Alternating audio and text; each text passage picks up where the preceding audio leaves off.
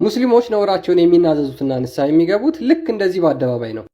እስኪ እነዚህን ቪዲዮዎች ተመልከቷቸውና እንመለስ። በሚስቴ ላይ እሸረሙጥ ነበረ፣ እሷ ሳትሰማ እንዴት አውፍ ማስባል እችላለሁ? ሱብሃንአላህ።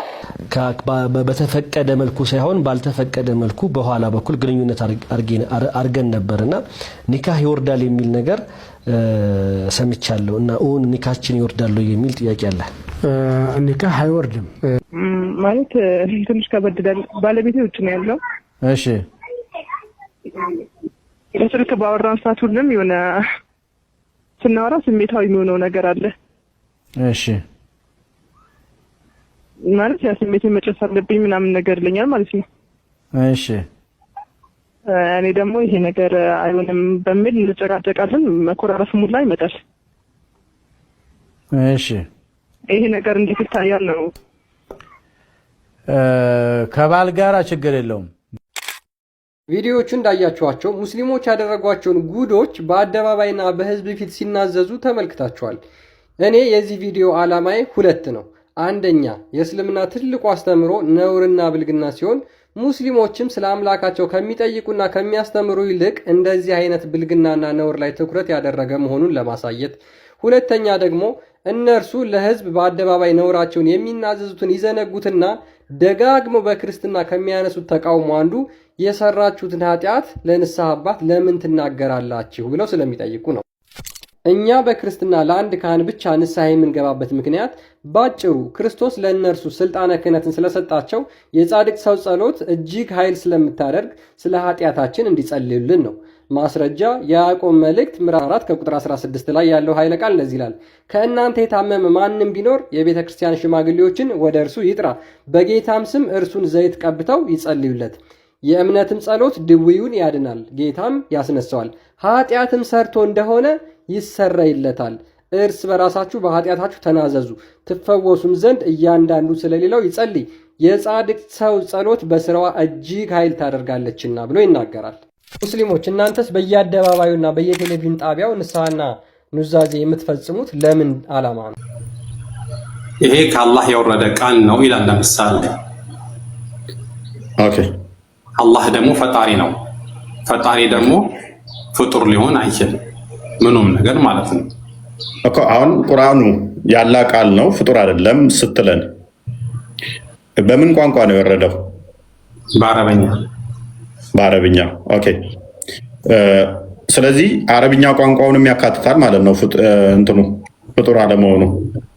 ፊደሉን ሳይሆን ቃሉን ነው። ቃልና ፊደል ይለያል። ቃልና ፊደል ይለያል። ኦኬ። ስለዚህ ያለ ቃል ነው የወረደው ቁርአኑ። የአረብኛ ፊደል ያላህ ፍጥረት ነው ፊደሉ ግን ቃሉ ግን ያ ተገጣጣ በአረብኛ የተነገረው ቃል ያላህ ምን አልከኝ? ኦኬ። አላህ ለጅብሪል የነገረው በምንድን ነው? በምን ቋንቋ ነው መልእክቱን ያስተላለፈው? የነገረው አላህ ሱብሓነሁ ወተዓላ በፈለገው ቋንቋ ይናገራል። ከዚህ በፊትም ላሉት መልእክተኞች በየራሳቸው ቋንቋ አናገራቸዋለሁ። ጅብሪል መጨረሻ ላይ ነብዩ ሰለላሁ ዐለይሂ ወሰለም ተገልጿል በአላህ ፍቃድ። ስለዚህ የመጡት ህብረተሰብ አረበኛ ስለሆነ በአረበኛ ምክንያት ስላለው ነው፣ ከምክንያት ጋር ነው እንጂ በአረበኛ ብቻ አይደለም። ያ ለአረብ ስለተላኩ በአረበኛ እናገራቸው። ስለዚህ ቁርአን ተብሎ የሚጠራው ምንድን ነው? ቃሉ ነው። ቃሉ ስትል ለምሳሌ አላሁ ላ ኢላሃ ኢላ ሁወል ሐዩል ቀዩም ላ ተእኹዙ ሲነቱን ወላ ነውም። ይሄኛው ቃሉ ይሄ አሁን ያነበብኩልህ ቃል በአማርኛ በለው እስኪ። አላሁ ላ ኢላሃ ኢላ ሁ ከአላህ ሌላ ምንም ፍጥረት ከአላህ ሌላ ጌታ የለም ማለት ነው። ከአላህ ሌላ ምንም ጌታ የለም የሚለው አማርኛውም ፍጡር አይደለም ወይንስ አረብኛው ነው ፍጡር ያለው ነው? አማርኛውማ የሰው ልጆች አስበው እንትን ያለው የተረጎሙት ነው። በሰው ልጅ ጭንቅላት የተረጎመ ነው እንጂ በአላህ ፍቃድ የተተረጎመ ስላልሆነ የኛው ቁርአን አይደለም፣ ትርጉሙ ቁርአን አይደለም። ስለዚህ አረብኛ መሆን አለበት ማለት ነው ፍጡር ላለመሆን። ስለዚህ ቋንቋውን ያካትታል ማለት ነው። ቋንቋውን አሊፍ ባታውን አያካትትም አልኩ እኮ። ፊደሉን አያካትትም። ፊደልና ቃል ይለያል። ቃሉ ከሆነ እኮ ችግር የለውማ። በየትኛው የምትለው አላህ አንድ ነው ለማለት በአረብኛም በለው አማርኛም በለው ቃሉ ቃል ነው። ቋንቋው አብሮ ፍጡር ካልሆነ አማርኛም ላይ አላህ አንድ ነው፣ በአረብኛም አላህ አንድ ነው፣ ልዩነት የለም። በእንግሊዝኛም አላህ አንድ ነው፣ ተመሳሳይ ነው የሚሆነው። ስለዚህ ቋንቋውን ማያካትት ከሆነ ቋንቋው ፍጡር ከሆነ በአማርኛም በእንግሊዝኛም በኦሮምኛም በትግርኛም ብትለው ተመሳሳይ ነው የሚሆነው። መልእክቱ ነው ፍጡር ያልሆነው እያልክ ነው፣ ቃሉ ሳይሆን። መልእክቱ ከሆነ ደግሞ አላህ አንድ ነው በአማርኛም በእንግሊዝኛም በኦሮምኛም በትግርኛም በአረብኛም ልዩነት አይኖረውም። አሌስ ቋንቋውን ያካትታል ካልክ ግን አረብኛው ሲሆን ነው ፍጡር መሆነው ካልክ ምን ይሆናል ማለት ነው? እነኛዎቹ ፍጡር የሆኑና አረብኛውም ቋንቋውም ጭምር ፍጡር አይደለም ማለት ነው። ለምሳሌ ውሻ ለማለት ከልብ የሚለው አረብኛው ቁርአን ውስጥ አለ። በአማርኛው ውሻ በአረብኛ ውሻ ብትለው ውሻ ውሻ ነው። አይ አረብኛ ላይ ሲሆን ነው እቺ ቃል ፍጡር ማጥቶ ነው ካልክ ስለዚህ አረብኛውንም አካተሃል።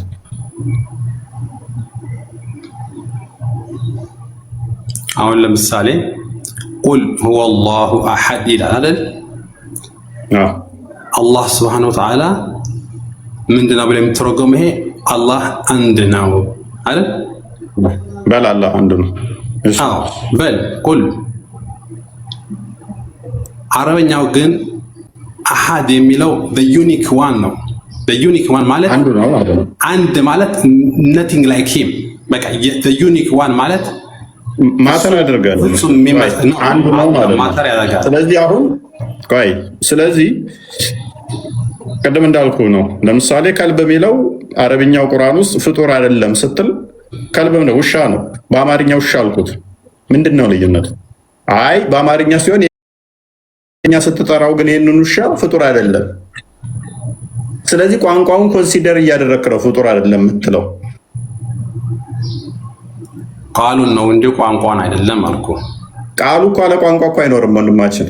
ቃሉ ከቋንቋ የአረበኛ ቋንቋ ሁሉ በዛ አይነት አንተ የምትለው ፍጡር ነው የምትለው ማለት ነው። ማለት የአረበኛ ተናጋሪዎች በጠቅላላ አሉ። ለምሳሌ እንደዛ ከሆነ እነሱን እንዴት ነው የምታስባቸው አንተ? እንዴት ነው የምታስባቸው ማለት ከአላህ ጋር እኩል እያደረግካቸው ነው የሚናገሩትን ቃል አንተ ነህ እኮ እንደዛ ብለህ የምትረዳቸው። ምክንያቱም ለምሳሌ ቁርአን ውስጥ ያሉ ቃላቶች ፍጡር አይደሉም ብለህ ነው የምታምነው አይደለ? ለምሳሌ በቁርአን ውስጥ የተጠቀሱት ቃላቶች ፍጡር አይደሉም ያላ ቃል ናቸው ብለህ ነው የምታምነው። እነኛን ቃላቶች ግን ሊትሬቸር ላይ ሊጠቀማቸው ሰንበዲ በአረብኛ ይችላል። ሊትሬቸር ላይ አረብኛውን እነኛን ቃላቶች ሲጠቀማቸው ፍጡር ናቸው ብላችሁ ትረዳላችሁ። ቁርአኑ ስታገኟቸው ደግሞ ለምሳሌ አሊፍ ላም ሚም የሚለውን ቁርአን ላይ ስታገኘው ይሄ አሊፍ ላም ሚም የሚለው ፍጡር አይደለም ብለህ ትረዳለህ። አንድ ሰው ግን የሆነ ግጥም እየጻፈ አሊፍ ላም ሚም ቢል ፍጡር ነው ብለህ ነው የምትረዳው። መጽሐፉ ላይ ደግሞ ይሄን አንተ አረዳለህ።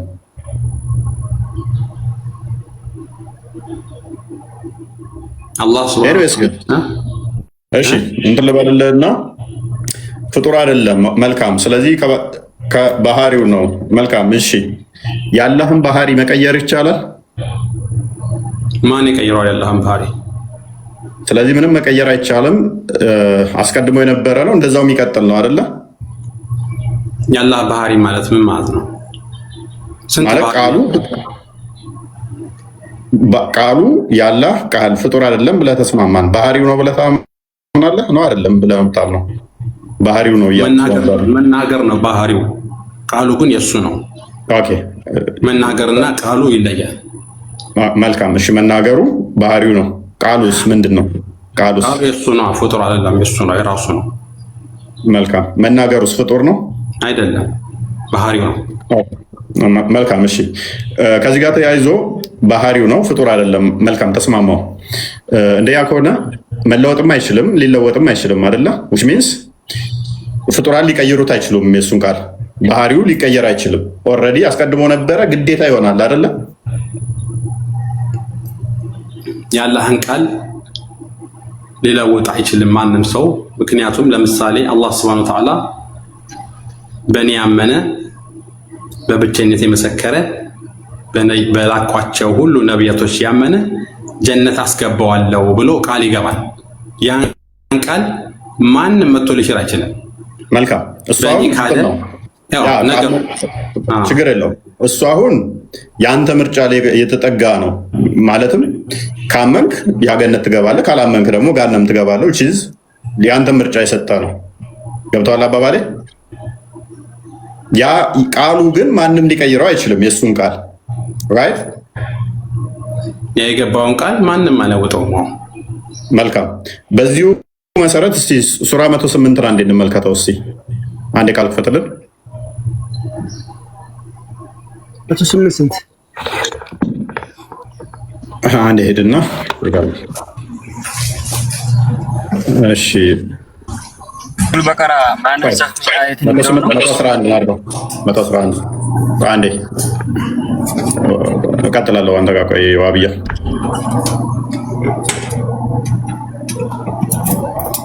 ኦኬ። ቀደም ብለናል፣ ያለህን ቃል ማንም ሊቀይረው አይችልም ብለህናል፣ ተስማምተናል። እሱ ራሱ የእሱ ነው ብለህናል። አራማን ሚተርክ ኦኬ። እንደዛ ከሆነ ይህንን ቃል አቡላብ መቀየር ይችል ነበረ? አቡላብ ይህንን መቀየር ይችል ነበር? ተበት የዳ አቢ ለሃቢ ወተብ ተበት ያድን አቡላብ መቀየር ይችል ነበር? በምን ነው የሚቀየረው? ጽፎ ነው። ፕሊስ አራማን ሚተርክ ያላ ቃል እሱን የሱ ነው። ስለዚህ ምንም ፍጡር ሊቀይረውም አይችልም፣ ሊለወጥም አይችልም፣ ፍጡርም አይደለም ብለህናል።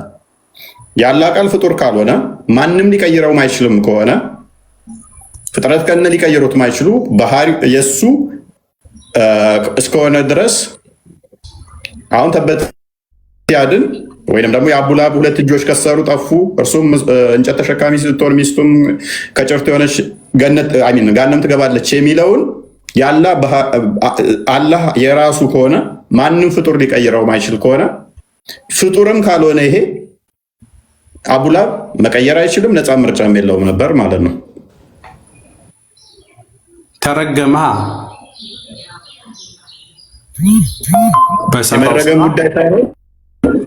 የመረገም ጉዳይ ሳይሆን በሰራው ጉዳይ ሳይሆን ይሄ ቃሉ ምን ብለናል? ያላህ ነው፣ ፍጡር አይደለም፣ ማንም ሊቀይረው አይችልም ብለናል። ልክ ነው። ስለዚህ አቡላብ ምንድነው ማለት ነው? ገና ሳይፈጠር ያላህ ባህሪው ምንድነው? አላህ ራሱ ያላህ ምን ይላል? የአቡላብ ሁለት እጆች ጠፉ ከሰሩ እሱም እሷም እንጨት ተሸካሚ ስትሆን ጋነም ትገባለች ከጭርት የሆነች ሚል አላህ ላይ ነበረ። አቡላብ ደግሞ ይህን መቀየርም አይችልም፣ ምክንያቱም ያላህ ስለሆነ ያላህን ቃል ማንም መቀየር ስለማይችል። ደግሞ ፍጡር ያልሆነ ትእዛዝ ነው ይሄ። ፍጡር ያልሆነን ትእዛዝ ፍጡር ሊለውጠው አይችልም። which means አቡላብ ምንም ማድረግ አይችልም ማለት ነው። አዎ ምንም ማድረግ አይችልም። ስለዚህ አቡላብ መጠየቅ አይችልም ማለት ነው። በዛ ስንሄድ ደግሞ አቡላብ በዚህ ካራክተሩን ተጫወተ፣ ሄደ፣ ሞተ። ጋንም ከገባ ተጠያቂው ማን ይሆናል ማለት ነው? አላህ ነው። ምክንያቱም ያላህ ፍጡር ያልሆነው ቃሉ አቡላብ የሚባልን ፈጥሮ ጋነም የመክተት ስለሆነ የአላህን ቃል ባህሪው ራሱ ፍጡር ያልሆነው ቃሉ ማይለወጠው አቡላብ ጋነም የሚገባል የሚል ስለሆነ ምን ስላደረገ ነው አላህ Subhanahu Wa Ta'ala የረገመው? ህዝቦቻቸውን ስበው ከማድረግ ጋር አያያዝም። ምክንያቱም ከማድረግ ጋር ከያያዝከው ቴንኪው ብየቀበልህና ያላ ቃል ፍጡራን ላይ ጥገኛ ይሆናል ማለት ነው። which is በነገሮች የሚወሰን ከሆነ ያላ ቃል ምን ይሆናል? አሁን ደግሞ አስቀድሞ ያልነበረ ነገሮችን እያየ የሚቀያየር ይሆናል ማለት ነው። እንደ ነገሮች እኮ ነው ቁርአንን ያወረደው አላህ Subhanahu Wa Ta'ala በ23 ዓመት ውስጥ። ምክንያቱም ችግር የለውም እንደ ነገሮች ቢወርድም ይሄ ቃሉ ግን ያላህ ቃል ነው አይደለ? ፍጡር ያልሆነ ጊዜው ሲደርስ አወረደው እንጂ የአቡላብ እጆች ከሰሩ ጠፉ ጋነም ይገባል እሱም እሷ የሚለው ያላህ ቃሉ ነው። ማይጠፋ ቃሉ፣ ዘላለማዊ ቃሉ እርሱነቱ ልክ እንደ እጁ እንደ እግሩ እንደ ፊቱ የእርሱ የሆነ ነው አይደለ? ይሄንን ደግሞ ፍጡራን ሊቀይሩት አይችሉም። እጁን ልቀይር እንደማችል የአላህን አይን መቀየር እንደማችል ሁሉ ቃሉን መቀየር ማችል ከሆነ አቡላብም ሆነ አንተ ራስህ ዛሬ የምመጣው የአላህን አይን ማቀየር ካልሆንክ አብዱል እንደዚህ ይሆናል እንደዚህ ነው ብሎ ካለ መቀየር እኮ አይችልም በቃ። ምክንያቱም ልክ እንዳይኑ እንደጁ ቃሉ ኦልሬዲ ስለነበር ማለት ነው እኮ። በአላህ Subhanahu Wa Ta'ala ሁሉን ነገር ሲወስንና ቀድር ሲያደርግ በመጀመሪያ ደረጃ በአንድ በኩል ብቻ አይደለም የሚጻፍለት። ያ ሰውዬ ምርጫ ሰጥቶታል። በዛ ህዝብ ሁሉ መሃል ተነስቶ ብቻውን ነብዩ ሰለላሁ ዐለይሂ ወሰለም አጎት ነው ነብዩ ሰለላሁ ዐለይሂ ወሰለምን ተቃወመ ማለት ነው። አሳዲቁል አልዓለሚን ካላቸው በኋላ እኔ የምነግራችሁን ነገር ታምናላችሁ ወይ? ከዚህ በኋላ ጀርባ ጠላት ይመጣል ብላችሁ ታምናላችሁ ወይ ሲላቸው አዎ እናምናለን አሉት። እንግዲያውስ ልንገራችሁ እኔ ከአላህ የተላኩ መልእክተኛ ነኝ፣ ከእሳት ላድናችሁ ነው የመጣሁት ብሎ ሲናገር ምንድነው እምነት ሲባል አላህ Subhanahu Wa Ta'ala በብቸኝነት ማመን ነው። 365 ጣዖታችን ተው ሲላቸው ከዛ መሃል የአቡ ለሃብ የሚባል ሰውዬ አላህ Subhanahu Wa Ta'ala ምርጫ ሰጥቶታል። ያን ነገር መቀበል ወይ አለመቀበል፣ ሁለቱም ነገር በአላህ Subhanahu Wa Ta'ala የታወቀ ነው። ቢቀበል አላህ Subhanahu Wa Ta'ala ወደ ጀነት ይከተዋል፣ ባይቀበል ደግሞ አላህ Subhanahu Wa Ta'ala በግልጽ እንደዚህ ነግሯል ማለት ነው። ስለዚህ ምን አይነት ስህተት ያመጣብሃል መሰለህ? ያላ ቃል ይሄ አይቀየርም ብለን ተነስተናል።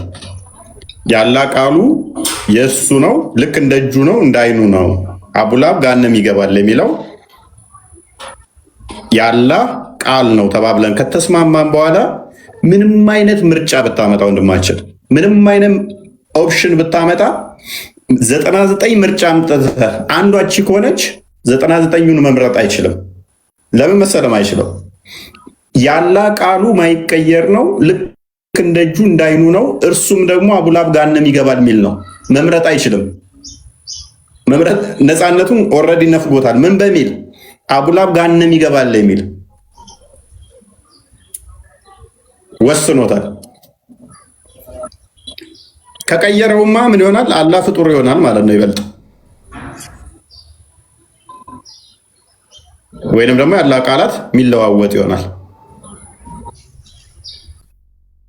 ላግዘው አለውኝ። ቆይ አንድ ልናገር።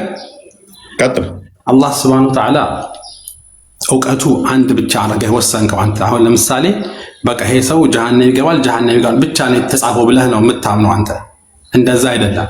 አላህ Subhanahu Wa Ta'ala አሁን ለምሳሌ በምሳሌ ብነግርህ እኔ ስቶፕ ሳይ መኪና እየነዳው ዝም ብዬ ገብቼ ሳላይ ዋናውን መንገድ ሳላይ ስገባ በፍጥነት መኪና እየመጣ ያ መኪና ሊገጨኝ ብሎ ቆመ።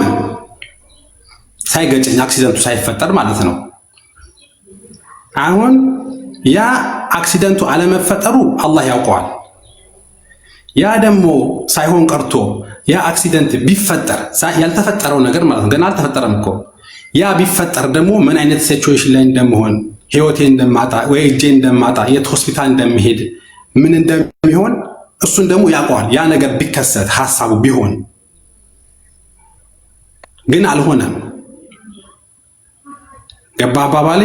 አሁን የአቡ ለሃብም ነገር ልክ እንደዚህ ነው፣ በእውቀት ደረጃ ማለት ነው። የጀሃነም ነው ብቻ ተብሎ አልተደለም የተጻፈው። እስቲ ንገረኝ እስቲ። ያ በመጀመሪያ 10:16-74ን ጥሰሃል። ማንኛውንም ምሳሌ ቶፖሎጂካሊ ተመሳሳይ ላልሆኑ ነገሮች ምሳሌ አትጠቀም፣ ቁርአኑን ስለሚከለክል። ሁለተኛ ግን በሁለተኛ ደረጃ ለአቡላብ እጆች ገሃነም ይገባሉ እያለ ግልጽ እየተናገረ ሁለት ኦፕሽን አስቀምጧል እያልክ ነው። ሁለት ኦፕሽን ካስቀመጠ ገነትም ገሃነምም ይገባል ይችላል ካለማ ከኔ እውቀት አልተሻለም ማለት ነው። እሱ ደግሞ እንደዛ ብሎ ፐርሰናል ግለሰቦችን ጠር ቀድም እኮ አሁን ተስማምቼልሃለሁ። ምን ስትል የታዘዘኝ የተገዛኝ ገነት ይገባል ስትል፣ እኔ ደግሞ ቫይስ ቨርሳል ምን አልኩ? ካልታዘዙት አላህን ካላመኑ ገሃነም ይገባሉ የሚለው ኦብቪየስ ነው፣ ይታወቃል። ይሄ ጄኔራል ሩል ነው። ሰዎች ካመለኩት ከተከተሉት ገነት ይገባሉ፣ ካላመለኩ እንደዛ ብሎ መናገር ችግር የለውም። ስፔሲፊክ የሰውየውን ስም ጠርተህ ግን ባህሪው በሆነ ቃሉ የእርሱ በሆነ ቃል ልክ እንዳይኑ እንደእጁ ከሌ ገሃነም ይገባል ብለህ ካልክ በኋላ ምርጫ አለው ማለት አትችልም። መምረጥ አይችልም ሰውየው ከዛ በኋላ። ምክንያቱም ያ ፍጡር ያልሆነው ቃሉን ፍጡር የሆነው ሰውዬ ሊቀይር ስለማይችል ምንም አማራጭ ስለሌለው እንደማይቀይርም እኮ ሰሃቦች እኮ አንተ በህይወት ዘመኑ ኑሯል። ያ ነገር ከተፈጠረ በኋላ በውሸት እንኳን መስክር፣ በውሸት ላኢላሃ ኢለላህ መሐመድ ረሱሉላህ ብለህ ይሄኛውን የተፈረደበትን የጀሃነም የተባለውን ነገር እስቲ ውሸት አስተባብል አሉት። ግን እሱ በህይወት ዘመኑ የኖረ ያችን ላኢላሃ ኢለላህ ቃል እስኪሞት ድረስ አላለም። ይሄ አንደኛው እንደውም የአላህ ሱብሓነሁ ወተዓላ መናገሩ ነው። ይሄንኛ አዋጣህም ፎልሲፊኬሽን ቴስት ይባላል። ይሄ ፎልሲፊኬሽን ቴስት ውስጥ ተገባ መልሶ ሙሐመድ ፎልስ ይሆናል፣ ስተተኛ ይሆናል። ለምሳሌ እናንተ የምትገዙትን እኔ አልገዛም፣ እኔ መገዛውን እናንተ አትገዙም ብሎ ነበር ሙሐመድ። ከዛ በኋላ ግን ጣዖታውያን ሙሐመድ የሚገዛውን የተገዙት ብዙ አሉ። እናንተ የምትገዙትን አልገዛም፣ እኔ የምገዛውን እናንተ አትገዙም ካላቸው በኋላ የተገዙታሉ። ይሄንን ፎልሲፊኬሽን ቴስት በሚባለው ሎጂክ ከሄድክ ሙሐመድ መልሶ በዚህኛው ይመታል።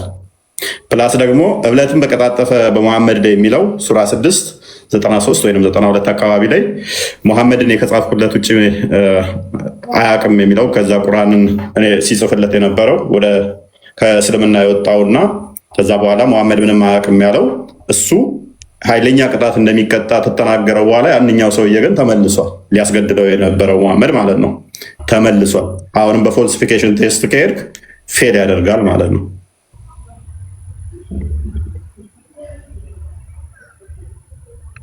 ዘጠና ሶስት እንደዛ አካባቢ አላህ በሰው ላይ ምንም አላወረደም። ያ እሱ ነው አይ ቲንክ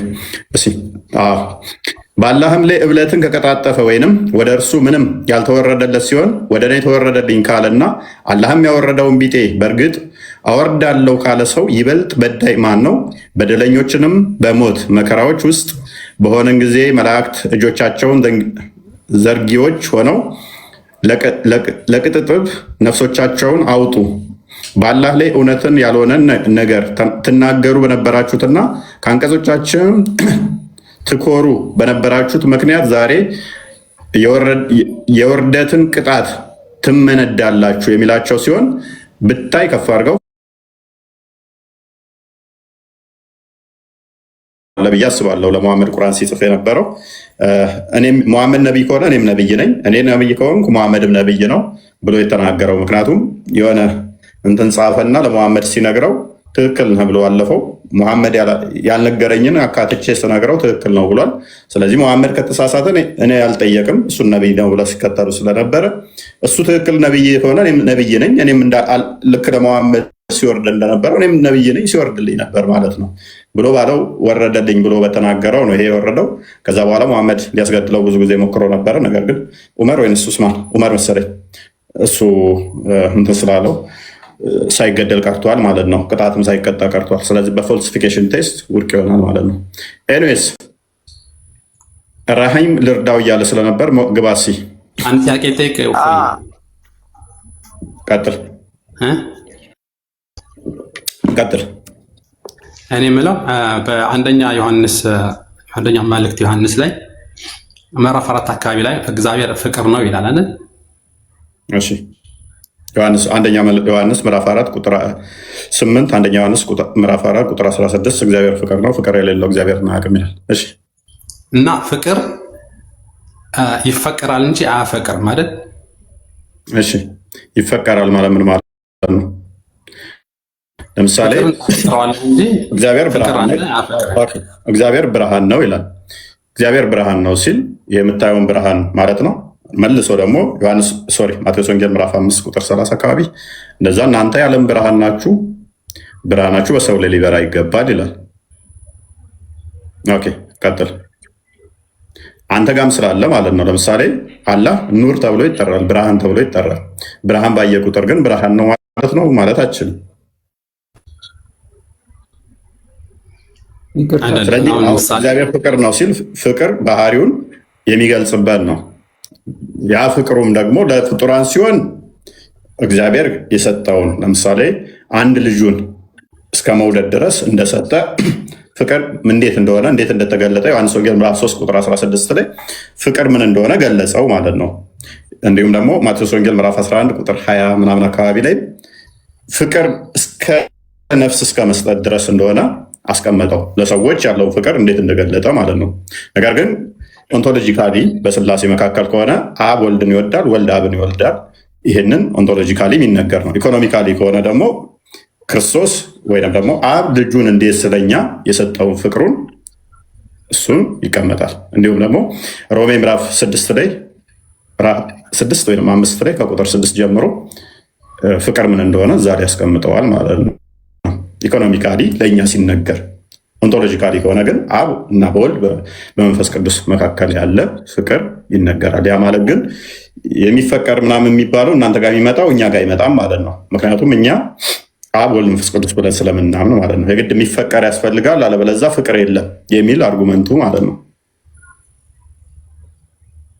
አይደለም ፍቅር እኔ የተረዳሁት ከተሳሳትኩኝ ይቅርታ። አሁን ለምሳሌ ፈጣሪ ይፈጥራል እንጂ አይፈጠርም። ካሊድ ተመለስ። ምግብ ትበላዋለህ እንጂ ምግብ ራሱ አይበላም። ካሊድ ተመለስ። እሺ ቀጥል። ውሃ ለምሳሌ ጠጣለህ እንጂ ውሃ አይጠጣም። ፍቅርም እንደዛው ይፈቀራል እንጂ አያፈቅርም። ፍቅር ይፈቀራል እንጂ ፍቅር ሲጀመር ፍቅር ኢንቲቲ ነው እንደ የሆነ እንትን ማንነት ያለው ነገር ነው እንደ ፍቅር ነው ካልክ ማንነት ያለው ነገር ነው። ልክ ማንነት ያለው ነገር ነው። በፍጡራን ወሰድከውና ውሃ ይጠጣል እንጂ ምንድን ነው ያልከው? ውሃ ይጠጣል እንጂ አይጠጣም። እሺ ምግብ ይበላል እንጂ አይበላም። ይበላል እንጂ ስትል ይበላል ለምሳሌ ማንጎ ምግብ ነው ይበላል። ማንጎ ግን ሳይበላ እንደ ክሎሮፊል ምግቡን እንዴት እንደሚያዘጋጅ አረንጓዴ እንትኖችን ታውቃለህ? ራሱ እኮ ምግቡን ያዘጋጃል። ምንድን ነው? አንዴ ተመልሼ እመጣለሁ።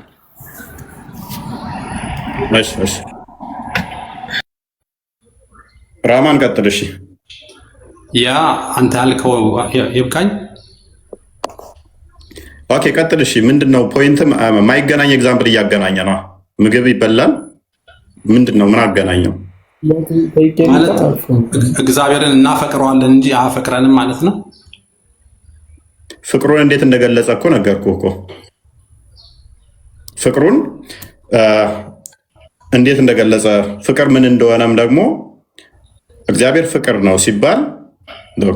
ነው ሲባል ለእኛ ኢኮኖሚካሊ እንዴት ነው እሱ ፍቅሩን እንዴት ገለጸ ከሆነ ሮሜ ምዕራፍ 5 ቁጥር 6 ነው። ቼክ አድርግልኝ። ከኛ አንጻር ሲገለጥ ምንድን ነው ፍቅር? ቃል አለ እየከፈትኩ ነው። 5:6 ገልተኛ 5:6 ወይም 6 ቼክ አድርገው። ኦኬ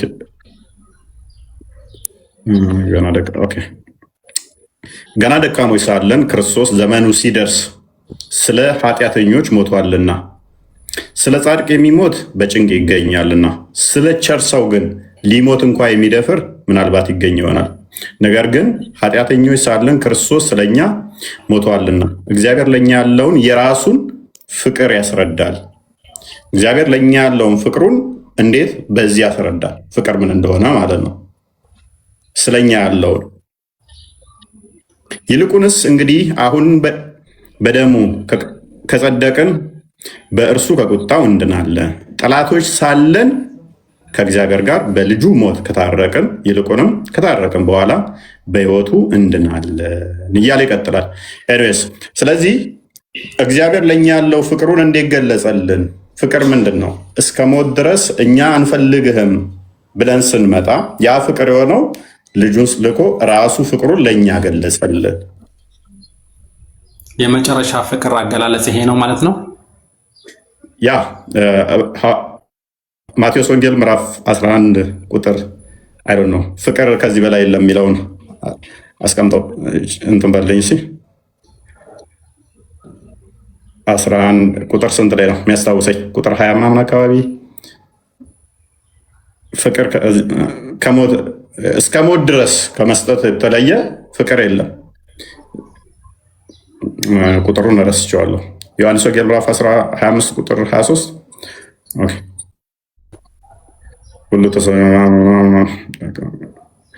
ያስታውሰኝ ፍቅር ከዚህ የለም የሚለው ምክንያቱም ለምወደው ሰው ምን ልታደርግ ትችላለህ? ብዙ ነገር ልታደርግ ትችላለህ። እስከ ሞት ድረስ ከመውደድ በላይ ግን ፍቅር የለም። እስከ ሞት ከመውደድ የተሻለ ፍቅር የለም። ዮሐንስ ወንጌል ምዕራፍ 15 ቁጥር 23 እያሉ ነው። አይዶ ነው ቼክ አድርገው። አሁን ለምሳሌ እኔ የምወደው ሰው ምንም ሳያጠፋ ለምሳሌ ወንድሞቼ ሊሆን ይችላሉ፣ የስራ ባልደረቦቼ ሊሆን ይችላሉ። ምንም ነገር ጥፋት የለብንም፣ እኔም ላይም አልበደሉኝም። ግን ስለምወዳቸው ደግሞ በይበልጥ አደርግላቸዋለሁ ማለት ነው፣ ከመውደድ የተነሳ ማለት ነው። ሁለተኛ ደግሞ አብሮ የሚኖሩ ሰዎች እኔ ሊያስቀይሙ ይችላሉ፣ ሊበድሉኝ ይችላሉ፣ ሊያንቋሽሹኝ ይችላሉ። ግን እኔ ምንድን ነው እነሱ ላይ ማረጋላቸው? ሊበድሉ ይችላሉ፣ ሊያንቋሽሹ ይችላሉ። የመጨረሻ ነገር ማድረግ የምችለው ይቅርታ ነው ማድረግ የምችለው። ይህን ነገር አምጡ እታረቃችኋለሁ፣ ይህን ነገር አርጉ እታረቃችኋለሁ ምለው ነገር የለም። የመጨረሻ መታረቅ እኮ ችግር የለውም፣ ይቅርታ ነው ማድረግላቸው ማለት ነው። እና ይቅርታን የሚያስተማረን እሱ ክርስቶስ እኮ ነው። ይቅርታን ያስተማረን አንደኛ ጴጥሮስ ምዕራፍ 3 ቁጥር 1 ጀምሮ ይቅርታን እንዴት እንዳስተማረን ያስቀምጠዋል። ለእኛ ያለውን ፍቅሩን ቅድም እኮ እንዳሳየው ምን አይነት ፍቅሩን አለን? እስከ ሞት ድረስ ከመስጠት የተለያየ ፍቅር ልታመጣ አትችልም። ሌሎች ፍቅሮች ቢመጡ ምንድነው እሱ የሚወዱህን ልወድ ትችላለህ። ዮሐንስ ወንጌል ምዕራፍ 8 ላይ ስትመለከት ዮሐንስ ወንጌል ምዕራፍ 8 ቁጥር 44 ላይ ከ40 ጀምሮ ጠላቶቻችሁ ውደዱ፣ የሚወዷችሁን ብቻ ብትወዱ ምን ዋጋ አላችሁ ይላል።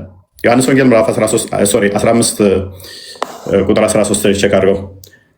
ወይንም ደግሞ ዮሐንስ ወንጌል ምዕራፍ አግኝተዋል?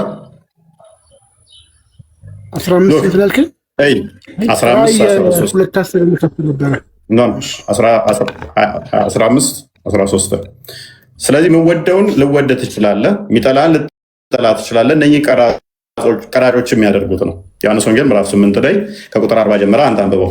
ይችኛውን ጥቅስ ነው ስለፈለኳት ነው። ነፍሱን ስለ ወዳጆቹ ከመስጠት ይልቅ ከዚህ የሚበልጥ ፍቅር ለማንም የለውም ይላል። ስለምወደው አካል ነፍስን እስከ መስጠት ከዚህ የተሻለ ፍቅር ምንም ልታመጣ አትችልም። ከዚህ የሚበልጥ ፍቅር ልታመጣ አትችልም። ደግሞም ክርስቶስ የወደደን አንደኛ ጴጥሮስ ምዕራፍ 3 ላይ ቁጥር 18 ጀምሮ ቼክ አድርግልኝ። ኃጢአተኞች ለምወደው ሰው ማድረግ ፋይን ቤንት አይ ቲንክ ማንኛውም የጠየቀኝ አብደላ ሶሪ፣ ለምወደው ሰው ማድረግ ኖርማል ነው።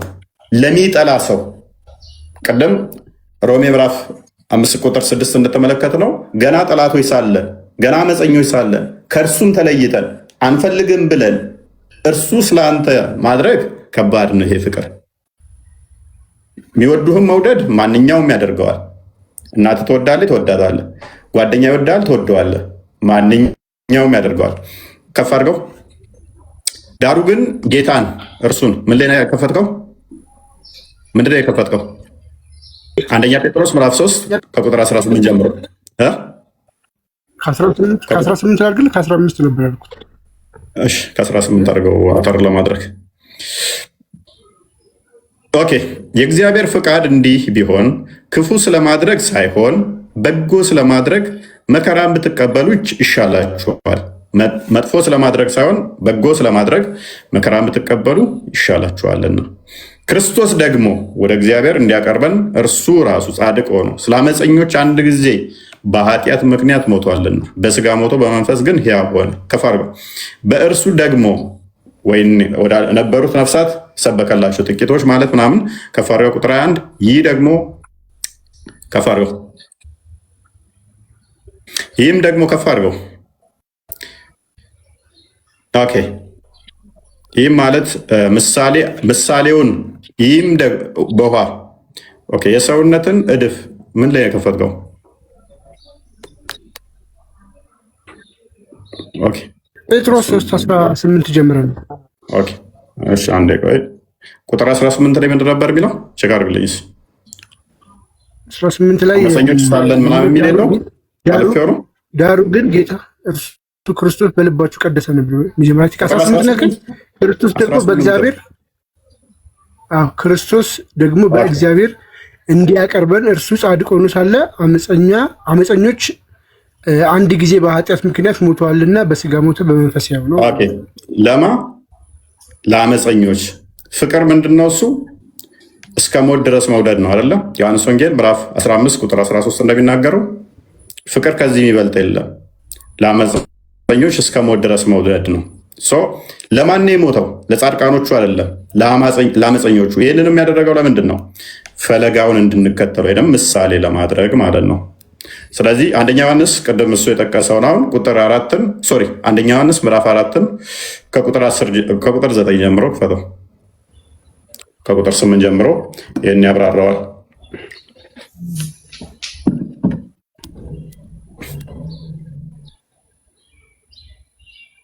አንደኛ ዮሐንስ ከቁጥር ስንት? ምዕራፍ 4 ነው። ምዕራፍ 4 ከቁጥር 8 ጀምሮ ወይም ከቁጥር 9 ጀምሮ። እሺ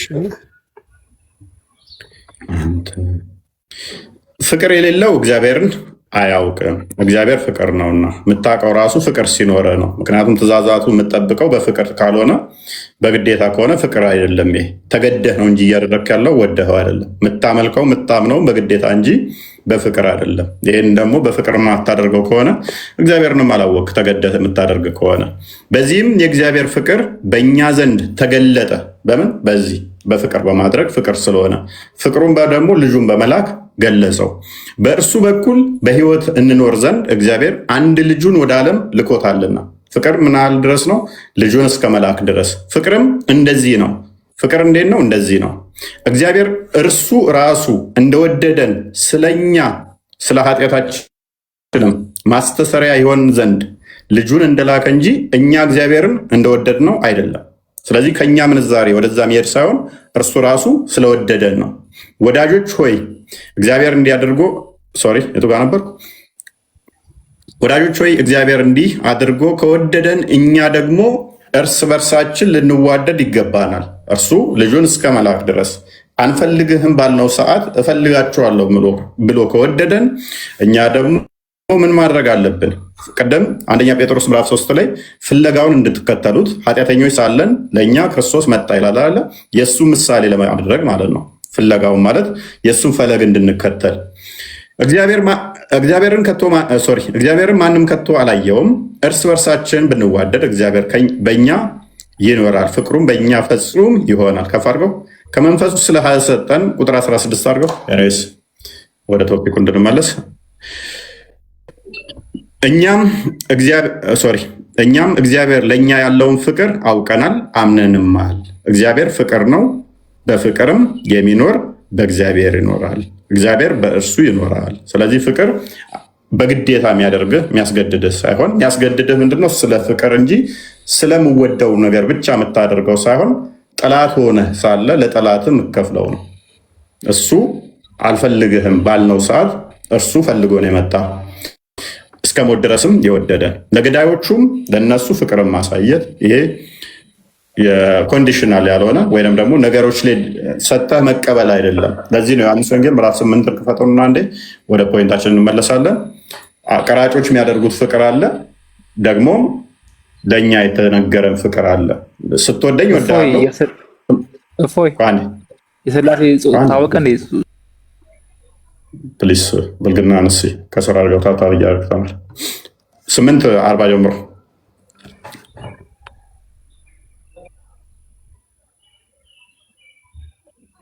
ሰጥቶ መቀበል ፍቅር አለ አይደለ? እናንተ አባታችሁን ታደርጋላችሁ፣ እኛ እስከ ዝሙት አልተወለደ ከፍ አድርገው። ኦኬ ኢየሱስም አላቸው እሺ ከአባታችሁ ጋር ዲያብሎስ ናችሁ፣ ከፍ አድርገው። የአባታቸውን ምኞት የሚያደርጉ አሉ። የአባታቸው ምኞት ምን እንደሆነ ይታወቃል። እሺ እናንተ ግን ከኃጢአት ከፍ አድርገው ይሰማል፣ ከእግዚአብሔር አትሰሙም አላቸው። እሺ እውነት እውነት እላችኋለሁ ቃሌን የሚጠብቅ የእኛው ክፍል ላይ አለ። ስንት ላይ ነበር? ጠፋኝ። ኦኬ ዮሐንስ ወንጌል ምዕራፍ 5 ቁጥር 40 ነው። ይቅርታ 8 ነው እንደ ከፈትከው 8 ነው ያልከኝ ነበር።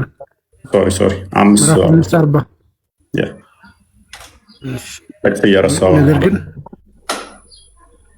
ደክማል። ነገር ግን ከሰው ክብርን አልተቀበለም። ዳሩ ምናምን እኔ በአባቴ ስም መጥቻለሁ አልተቀበላችሁኝም፣ ሌላው በራሱ ስም ይመጣል። ከፍ አድርገው እኔ በአብ ዘንድ ከፍ አድርገው ጥቅስ ረስቻለሁ ማለት ነው። እዚህም አይደለም ማለቂያ ነው። ኧረ ቼክ ላድርግሽ 47 ላይ ያልቃል። ሀሳቡን ልገርም ያው እንትን አለ በጣም አመሰግናለሁ ለታይም ምንድነው እሱ ፍቅር የምታፈቅረውን ብቻ ማፍቀር አይደለም፣ ወይንም ደግሞ እሱ የሚያፈቅረን ማፍቀር አይደለም። ምንድነው እሱ ቀራጮችም ያንን እንደሚያደርጉት የሚያፈቅራቸው ማቴዎስ ወንጌል ላይ ነው። ዮሐንስ ወንጌል ነው ያልኳት፣ ማቴዎስ ነው የሚሆነው ማለት ነው። ጥቅስ ተሳስቼ ነው የሚሆነው። እሺ ቼክ ላድርግ እንግዲህ ያ ማቴዎስ ወንጌል ምዕራፍ 5 ቁጥር 43 ጀምሮ ረስቻለሁ። ኦኬ ባልንጀራን ውደድ ጠላትን ጥላ እንደተባለ ሰምታችኋል። እኔ ግን እላችኋለሁ፣ አባታችን ምን ይለናል? ክርስቶስ ምን ይለናል? እኔ ግን እላችኋለሁ በሰማያት ላለ አባታችሁ ልጆች ትሆኑ ዘንድ ጠላቶቻችሁን ውደዱ። ስለዚህ ቅድም ክርስቶስ ምን አይነት ፍቅር ነው የከፈለው?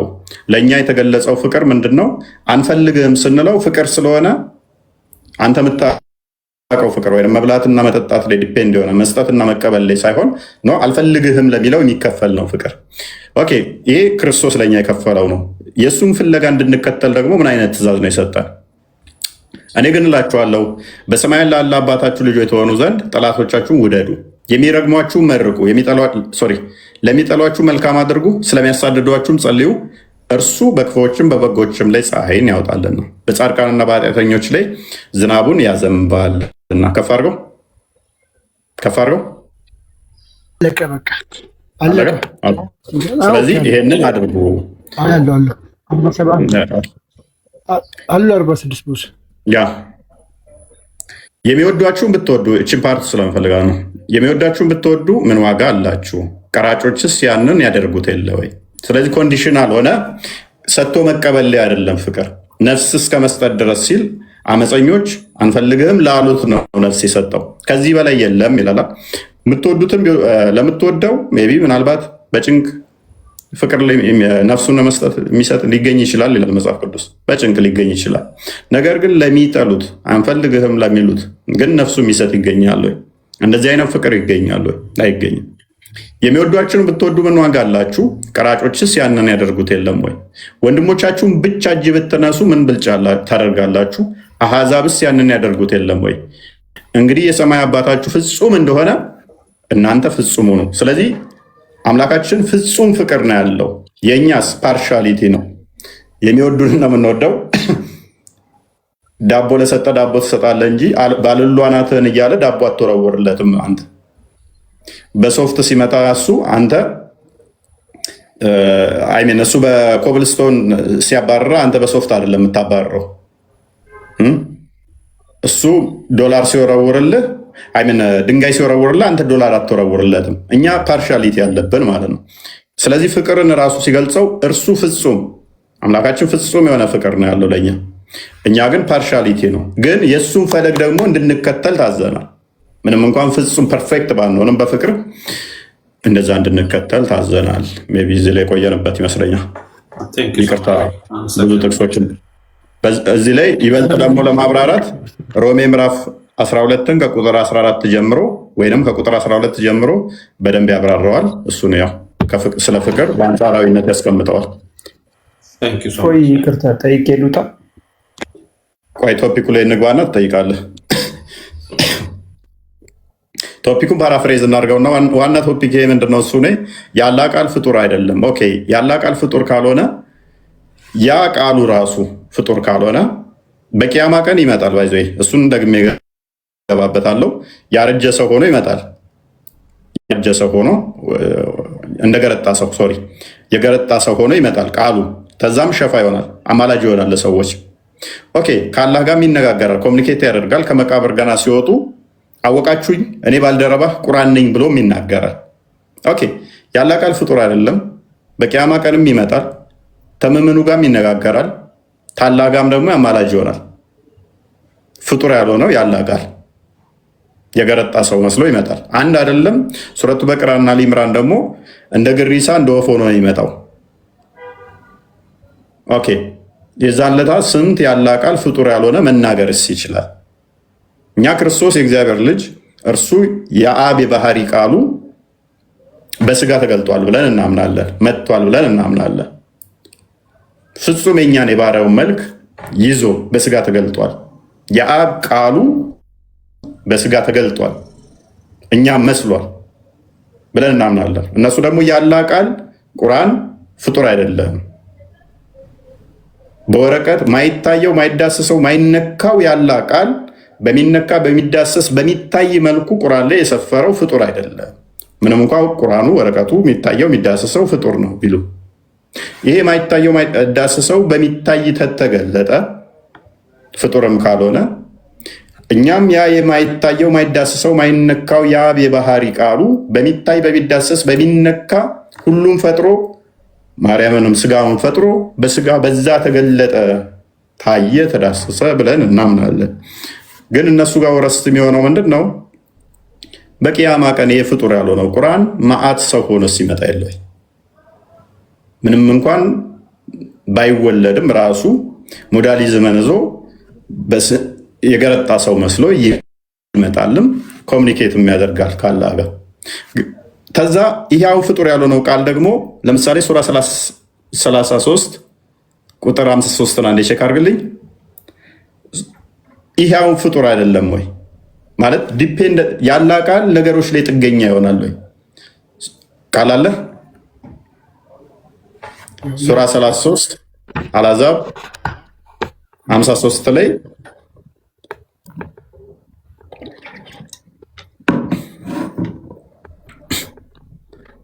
53 ነው ያልኩህ። ኦኬ አሁን ይሄ ፍጡር አይደለም ካልን እነኚህ ሰዎች ሳይኖሩ እንዴት ሊኖር ይችላል? ይሄ ቃል እናንተ ያመናችሁ ሆይ መድረሱን የማትጠባበቁ ስትሆኑ ወደ ምግብ ካልተጠፈ እናንተ ያመናችሁ ሆይ ወደ እናንተ ያመናችሁ መድረሱን የማትጠባበቁ ስትሆኑ ወደ ምግብ ካልተፈቀደላችሁ በስተቀር የነቢዩ ቤቶች በምንም ጊዜ አትግቡ፣ ግን በተጠራችሁ ጊዜ ግቡ፣ በተመገባችሁ ጊዜ ወዲያውኑ ተበተኑ፣ ለወግ የምትጫወቱ ሆናችሁ አትቆዩ። ይህ ነቢዩ በእርግጥ ያስቸግራል፣ ከእናንተም ያፍራል፣ ግን አላህ ከእውነት አያፍርም።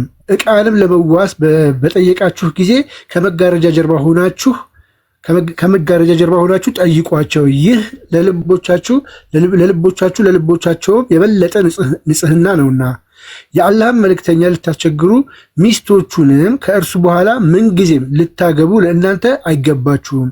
ይህ አላህ ዘንድ ከባድ ኃጢአት ነው ይላል።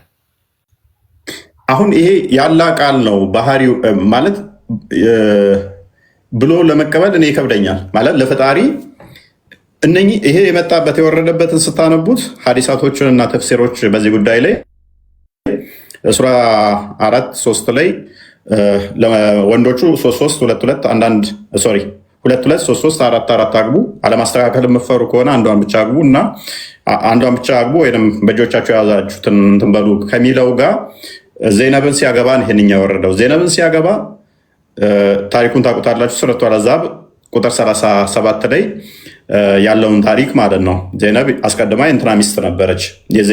የዘይድ ቢና ሙሐመድ ተብሎ ነበር የሚጠራው፣ የመሐመድ ማደጎ ልጅ ማለት ነው። ይሄንኛው ተቃውሞ መጥተ ነበር። 4 ድረስ ከሆነ ከተፈቀደው ለመሐመድ እንዴት ወርድ ሊመጣ ቻለ? ከ4 በላይ ይሆናል ማለት ነው ዘይነብን በሚያገባ ሰዓት። ግን ምን ወረደ? እዚሁ ዝቅ ብሎ ቁጥር 50 ላይ ወይም 51 ላይ ለመሐመድ ያመነች ሴት እንኳን ነፍሷን እንኳን መስጠት ከፈለገ ተፈቅዷል የሚል ወረደ። ከዛ ጋር ተያይዞ ብዙ ሴቶች መሐመድ ጋር መጡ። ብዙ ሴቶች ሲመጡ አይሻ ምን ትላለች? ሴቶች አያፍሩም እንዴ? ለወንድ እንዴት ይመጣሉ? 50 ላይ ነው ያልኩህ፣ 50 አካባቢ እንደዚህ ድረስ ይመጣሉ ብላ እንትናለች ማለት ነው። ያ እሱ ነው መሀል አካባቢ ላይ ያለው። ኤኒዌይስ ከዛ ይሄ ከዚህ ጋር በተያያዘ ብዙ ሴቶች ወደ መሐመድ መጡ። ከዛ በኋላ ታሪኩ ምን ይሆናል? ዘይነብን ለማግባት ነው። ዘይነብ ደግሞ ከዘይድ እንዴት እንደወሰዳት ዘይድ ጋር ቤቱ ሄዶ ታሪኩን ታውቁታላችሁ፣ ብዙ ጊዜ ስለተወራበት። ግን ሰዎች ቤት ቁጭ ብለው ያወሩ ነበረ። መሐመድ ቤት እየተጫወቱ ነበር፣ ሰርግ ተጠርተው ማለት ነው። የሰርጉ ዕለት ነው። ሲጫወቱ መሐመድ ተነሳና ወደ አይሻ ቤት ሄደ። ሁለቱ ቁጭ ብለው እየተጫወቱ ነው። እንዲወጡለት ፈልጓል። ከዛ ፊት ነሳቸው። ተመልሶ ሄደ። ከዛ በኋላ መገለጥ መጣልኝ አለና እናንተ ሰዎች መድረሱን የማትጠባበቁ ሲሆን ነብዩ ቤት ሳትጠሩ እንዳመጡ ከተጠራችሁም ከበላችሁ በኋላ ወዲያው ተበተኑ፣ ለወግ የምትጫወቱ ናችሁ አትቀመጡ የሚል ሆነ። ኦኬ ሰዎቹ ምን ነበር እየተጫወቱ ነበረው? ሴቶቹ እሱ ጋር እንዳለ መጥተዋል። እሱ የዘይድን ሚስት እንትናን ዘይነብን አገብቷል፣ የማደጎ ሚስቱን። ልጁ ነህ ተብሎ ቻሌንጅ ሲደረግ ኖ እኔ ማንም ወንድ ልጅ አባት አይደለሁም የሚል ሱራ 33 40 አውርዷል። የወንድ ልጅ መሐመድ የማንም የወንድ ልጅ አባት አይደለም የሚል መለሰና ደግሞ እንዳይሻር ሱራ 33 36 ላይ አላህና መሐመድ ነገርን በደነገጉ ጊዜ ለምዕመናት ልዋጭላቸውም ብሎ ያዘው። ስለዚህ ምንም አማራጭ ስላልነበራቸው መጫወት ጀመሩ። ተፍሲር እብን አባስንም ሌሎችንም ማየት ይቻላል። ምንድን ነበር ጨዋታቸው ውስጥ አንድም እያካተቱ የነበረው መሐመድ ሲሞት ካልሆነ አይሻን እናገባለን የሚል ታሪክ ነበረ። ከዛ ምን አመጣ? አላህ ያፍራል መሐመድ ያፍራል አላህ አያፍርም ብሏል። አላህ ለወግ የምትጫወቱም ሆናችሁ ቤቱ እንዳትቀመጡ ብሏል። አላህ ምግብ ከበላችሁም በኋላ ወዲያው ተበተኑ ብሏል። አላህ እቃ መዋስም ከፈለጋችሁ ከመጋረጃ ኋላ ሆናችሁ እንጂ ፊት ለፊት እንዳትጠይቁ ብሏል አላህ የሚል ወረደ ማለት ነው። ይሄን አሁን ዘላለማዊ ፍጡር ያልሆነ የአላህ የፈጣሪ ባህሪ ነው ወይንም ቃሉ ነው ብለህ ለመቀበል በጣም ከባድ ነው። የወረደበትን እነኛ ሰዎቹ አልወጣ ሲሉ ከዛ ደግሞ እነኛ ሰዎች አይሻን እናገባለን አትሊስት መሐመድ ከሞተ ሲሉ በህይወትም እያለ ማግባት አትችሉም፣ ከሞተ በኋላም ማግባት አትችሉም፣ ከባድ ኃጢአት ነው ብሏል አላህ። እኔ አፍራለሁ አላህ ግን አያፍርም ብሏል አላህ። ራሱን እየነገራቸው ያለው ለሰዎቹ። ከዛ ይሄ ዓለም ሳይፈጠር የፈጣሪ ቃሉ ነው ባህሪው ነው ወይም ልክ እንዳይኑ እንደ እጁ ቃሉ ነው ብለው ለማመን አይመጣውም ማለት ነው። ዲፔንድ የሚሆነው ማለት ነው እነኚህ ሰዎች ላይ ጥገኛ ነውና አስባቡ ላይ ጭምር ጥገኛ ነው። እነኚህ ሰዎች መተው አይጫወቱ፣ እነኚህ ሰዎች መተው እንትን ማለታቸው ጋር ጥገኛ ነው። ፈጣሪ ደግሞ የማንም ጥገኛ መሆን የለበትም። ሰዎቹ መተው መሐመድ ጋር ማውራት አለባቸው። መሐመድ ዘይነብን ማግባት አለበት። እነኚህ ሰዎች አይሻን እናገባለን ማለት አለባቸው። እነኚህ ላይ ጥገኛ ይሆናል ማለት ነው አላህ። ይሄ ደግሞ የፈጣሪ ባህሪ ነው ብሎ ማለት ትንሽ ከበድ ይላል። አቢ ምናምን ነው የሚለው አቢ ዘላለማዊ ባህሪው ነው ሳይናገረው አላህ ራሱ ባህሪው አድርጎት ይሄ ካራክተር አለው ስትል ራሱ ትንሽ አይከብድም? በጣም ከባድ ነው ዘላለም እንግዲህ ከዛ ይሄ ፍጡር አይደለም ብለህ በቂያማም ደግሞ ሊያማደድልህ መምጣቱ ሸፋ ሊሆን መምጣቱ ደግሞ ይሄ ደግሞ ሌላ ወረስት ይሆናል ማለት ነው። አስቸጋ ራህማ የምትለዋለህ እዚህ ላይ አለው። እዚህ ላይ ምን ትለናለህ? እኔ ቅድም ላይ ነበረ ከልጁ ስታወሩ ጊዜ ነበረ ለመስጠት ተፈለኩት። አሁንም ከፈለክ ከደግመዋለሁ ኤግዛምፕሉን የአቡ ለሀብን ተበት የዳ የሚለውን አምጥተህ እዛ ላይ ነበር። አሁን ሁሉም ይሄም ያላ ቃል ነው አይደለ? ምኑ ይሄም ቁርአኑ ያላ ቃል ነው። ቁርአን የአላህ ቃል ነው። ቃል ደግሞ መሐመድ ቤት እንዳገቡ የሚል የአላህ ባህሪው ልክ እንደ እጁ እንዳይኑ እንዴት ሊሆን ይችላል? አላህ ጥገኛ አደረከው እኮ ፍጡር አይደለም የአላህ እንትን ነው ካልክ ቤት እንዳገቡ ተብላችኋል። ምግብ ከበላችሁ በኋላ ወዲያውኑ ተበተኑ የሚል የአላህ ባህሪ እንዴት ይሆናል? የአላህ ቃል እንዴት ይሆናል? ማለት ጀስት ሙሐመድ ላይ ጥገኛ ይሆናል። እነኛ ሰዎች መጥተው ሙሐመድ ቤት መቀመጣቸው ላይ እነሱ ላይ ጥገኛ ይሆናል እኮ። እነዛ ሰዎች ሳይመጡ በፊት ለማይንገረው ትእዛዙ ለማይውረድ እነኛ ሰዎች ሳይመጡ በፊት ለምን አስፈላጊ ስላልነበረ በሚያስፈልግ ሰዓት መጣ። አላህ ወደ መጀመሪያም እያንዳንዷን ተግባር በፊትም ያውቃታል። ሚያውቀውን ነገር ደግሞ ጊዜውና ሰዓቱ ሲደርስ ይፈጸማል። ተግባራዊ ሳይናገረው በፊት ስለነበረ ይሄ ሳይናገረው አላህ ለጅብሪል ሳይነግረው በፊት አላህ ውስጥ ነበር ይቀር ያውቃል። የሚገርም ነገር እኔና አንተ የምናወራውን ነገር አስቀድሞ አውቆታል። ራይማን ማወቅ ችግር የለውም። ማወቅ አይደለም ያልነኛ ቃሉ ነው ብለህ ስትል ፍጡር ያልሆነ ልክ እንደ እጁ እንዳይኑ እያልክ ነው። አክቹዋሊ አንተ ያላ ቃል ፍጡር ነው ብለህ ነው የምታምነዋል? ቃል የለም ቃል ነው። ፍጡሩም ሊባል አይቻልም። ቃል ቃል ነው። አላህ የፈጣሪ ቃል ነው። አላህ ምን ብሎናል መሰለ? ቁርአን የኔ ቃል ነው ያለን እንጂ ፍጡር ነው አላለ ነው። ቀደም ፍጡር ነው ብለህን ነበር አይደል? እኔ አላልኩም። ቃል ነኝ ቃል ነው ብሎናል። ቃል ነው ብለን እናምናለን። የተነገረንን ብቻ ነው። ያልተነገረንን ነገር አንፈላሰፍም፣ አንጨምርም፣ አንቀንስም። ቁርአን ሞልቷል። መቀነስም መጨመርም የተነገረን ትቀበላለህ፣ ያልተነገረህን አትፈላሰፍም፣ አራነጽ። እዚህ ጋር ነው በቃ ምንም የለም። የተነገረንም መልሳውንም ካላብራራኸው እኮ መልሳውንም እኮ በቃ ዝም እንላለን ከሆነ እኮ አስቸጋሪ ነው። ቃል እኮ ቃል አሁን ለምሳሌ አንተ በኤግዛምፕል አንተ ያንተን ቃል አንተ ፈጠርከው ነው የሚባለው። ለምሳሌ እንዲገባክ ፈልግን ከአጋንንት ይጠብቃል ብለህ ታስባለህ? አሁን ይሄ ቃል አጋንንትን ይጠብቃል? ለምሳሌ የቅድሞ አንድ ነገር ብቻ ልበላችሁና እስኪ ወደዛ ሄዳለህ። ከአጋንንት ይጠብቃል ወይ ይሄ ቃል? አሁን አንተ ነብዩ እንግዲህ ምግብ ከበላችሁ በኋላ ከመሐመድ ቤት ተበተኑ የሚለው ይሄ የአላህ ቃል ነው። ከአጋንንት ይጠብቃል? የአላህ ቃል ሁሉም ከአጋንንት ይጠብቀኛል። ቃሉ ሁሉ ወነዝሉ ሚነል ቁርአን ማ ሁወ ሽፋኡን ወረሕመቱን ሊልሙእሚኒን ለአማኞች ቁርአን መድኃኒት ነው። ለዛ እንግዲህ አስቡ። አሁን ይሄ ቃል የአላህን ቃል ማንበብ የትኛውም የአላህ ቃል መድኃኒት ነው። አንተ ነብዩ ሆይ እነዚያ መህሮቻቸውን የሰጣቸው ሚስቶችን በአንተ ላይ ከመለስንልህ እነዚያ እጅ የጨበጥካቸው ምርኮኞች እነዚያ ከአንተ ጋር የተሰደዱትን ያጎትህን ሴት ልጆች፣ ያክስቶችህን ሴት ልጆች፣ የውሽሚዎችህን ሴት ልጆች፣ የውሽሚዎች ሴት ልጆች ማግባት ለአንተ ፈቀድንልህ። ያመነች ሴት ነፍሷን ራሷን ለነብዩ ብትሰጥ ነብዩ ሊያገባት የፈለገ እንደሆነ ከምእመናን ሌላ ለአንተ ብቻ የጠራ ስትሆን ፈቀድንልህ። ይሄንን ስላልክ አጋንንት ይወጣል ማለት ነው ካንተ ውስጥ? ይኸውልህ ጀነራሉ ቁርአን መድኃኒት ነው። ጀነራል እኮ ይሄ ቁርአን ነው አሁን የተናገርኩት። አዎ ይወጣል። የአላህ ቃል ሲነበብ ሰይጣን ይቃጠላል። የትኛውም የአላህ ቃል ሰይጣንን ያቃጥላል። የትኛው ምግብ ከበላ በኋላ ተበተን፣ አትጫወት ቤት ውስጥ፣ ሚስቴንም እንዳታገባ በህይወትም እያለው ከሞትኩም የሚል አላህ ይሄ ሰማይና ምድርን ሳይፈጥረው አላህ ቃሉ ነበር አይደል? ይሄ ሙሐመድም ሳይመጣ ሰማይ ምድር ሳይፈጠር ያላህ ቃል ነበር ይሄ አይደለ? ያውቀዋል። አሁን አስበው እስቲ ሙሐመድ ገና ሳይፈጠር ሰማይ ምድር ሳይፈጠር አላህ ቃሉ ያላህ ቃል ልክ እንዳይኑ እንደጁ ምን ሚል ነው? እናንተ ምዕመናን መድረሱን የማትጠባበቁ ስትሆኑ ወደ ምግብ ካልተፈቀደላችሁ በስተቀር የነብዩ ቤቶች በምንም አትግቡ፣ ግን በተጠራችሁ ጊዜ ግቡ፣ በተመገባችሁ ጊዜ ወዲያውኑ ተበተኑ፣ ለወግ የምትጫወቱ ሆናችሁ አትቆዩ።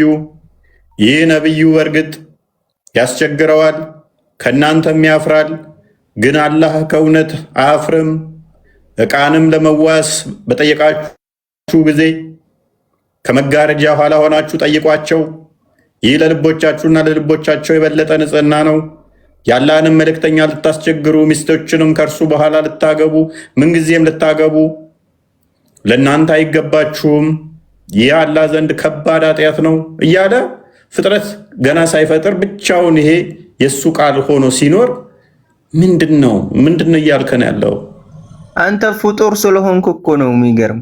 አንተ በአንተ አእምሮ ያን ያክል የሚያስተነትንና የፈጣሪን እንትን የሚያገናዝብ አልተገጠመልንም። ለዛ ነው የሚደንቅክ። አለቀ እኮ ይሄ እኮ ምንም የሚደንቅ ነገር እኔ እኮ ያልኩትን አሁን አላህ እንደዚህ ቃሉ እንደዚህ የሚለው ከሆነ እኮ ከኔ በምንም አይለይም እኮ ማ